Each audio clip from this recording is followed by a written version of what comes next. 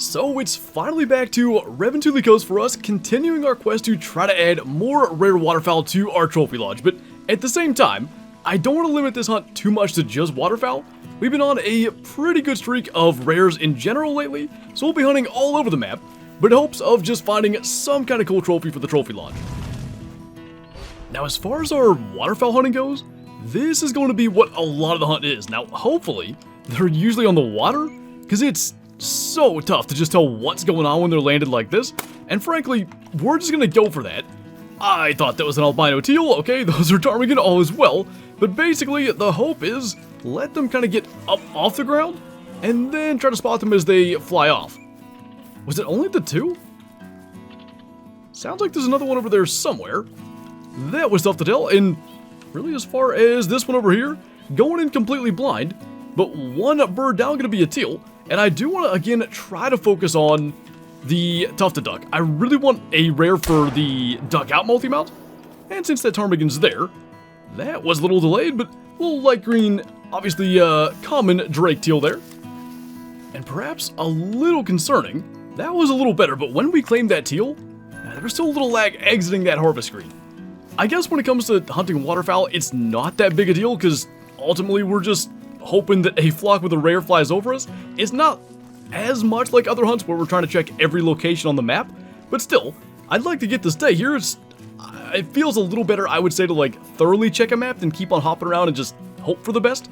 So we're gonna try something here. We're down in the far southeast, probably the best spot for waterfowl, and I'm thinking if we just go ahead, put a spread of tufted duck decoys out, since that's specifically what we're after.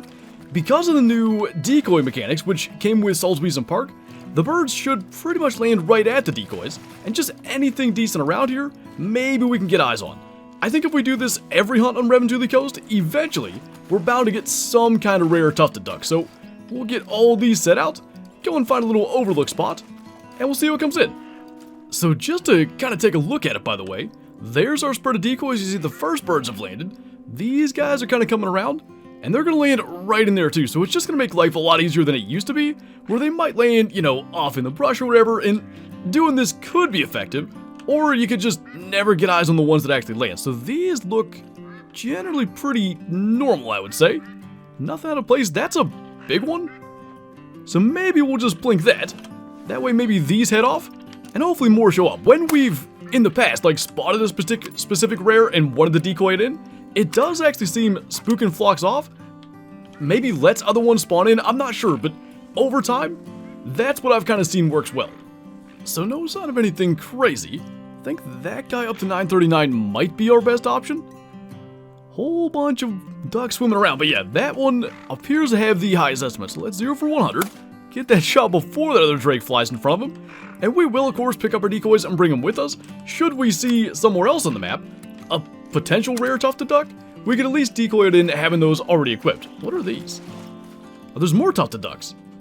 Just getting ready to leave. I don't see, at least with the drakes, did any are rare, so I think we're all good, but that sat here a while. This was the only flock since that first one, and then two were coming in. But anyway, I'm thinking this guy's gonna be that higher scoring one, going to be a 921, where diamond's 963, and you can see just look at him why a rare tufted duck is something I want so badly for that multi-mount. Second one's going to be a 887, so the first was the high-scoring one. We'll grab these and head back north. That's a rare female tufted duck, isn't it? Either the sun's hitting that, or something's up. That one looks different. Now, we can't put that in the multi-mount, but I swear, if that ends up being a rare female tufted duck, a little unfortunate that it's not a male, but some confidence for sure that we can do this. The one, you know, when you get down to a particular species rare you're looking after, it's just, you know, a shot in the dark every time. That is definitely something. Leucistic, perhaps? Leucistic indeed. 827 silver, right lung shot, and yet again, this is, I talked about it last time we came out here, New Year's resolution for 2025. Keep our eyes in the sky, or in this case, on the water, just in case any of these birds looks a little bit different. It's not incredibly obvious all the time. That is really cool. So we'll find a spot for that in the lodge for sure. Not the exact thing we're after, but we got the right species. And, you know, I really think, maybe not every map, But a lot of Revontuli maps out there have to have rare waterfowl. There's just so many birds on the map. You think of how many are in a flock, how many flocks there are. It might not be tufted ducks every time. It might be widgeon like our last time, goldeneye, whatever. But I think coming out here and really paying attention specifically to the waterfowl, we've got good odds of getting something good most times. So as if I need to say it, it's getting a little late out here, and I figure there's not much chance, really, A, that we're going to see many waterfowl, but then B, that we're actually going to be able to identify rares. So I figured we'd come up into the mountains a little bit, maybe do some brown bear and whitetail hunting, and we'll just see. If the time gets reset back to morning relatively soon, we'll stay here. Otherwise, we'll probably move on to a server, hopefully where we can actually see what we're doing. So real quick, this guy's going to be a silver actually, 23.72, 0.08 from being a gold. Hard shot him with the 30-06, which I suppose now's a good time to mention. Our kind of big game rifle today is the 30-06, so we could have the 20 gauge as well. Well, it's daylight again. Unfortunately, we did end up just joining another server, but the good news is we can actually see what we're doing, not that that helped our shooting the first 2 times there. And in this particular server, it's whitetail drink time, so I thought we'd take a quick stroll through the mountains, just check some of these lakes as we go, and then we'll probably work our way back down south. And of course, it would be a big moose when we've got a ton of whitetail literally right here in front of us that actually ends up catching our eyes. So let's see, he's spinning around there. We do have to go 30-06, so ideally, oh, he's gonna lay down. Ideally, we can get some kind of heart shot angle just to save on the tracking. So that's got him alert. That's gonna find its way into the heart. 2 for 2 on heart shots with the 30-06. I don't know, I'm sure at some point we've brought this to Revontuli, but a lot of times we mess around with different loadouts. This has worked really well. And of course, no lack of whitetail around the rest of the lake either, but still nothing all that special. We'll just go ahead and grab this guy, gonna be a 235, I believe that says.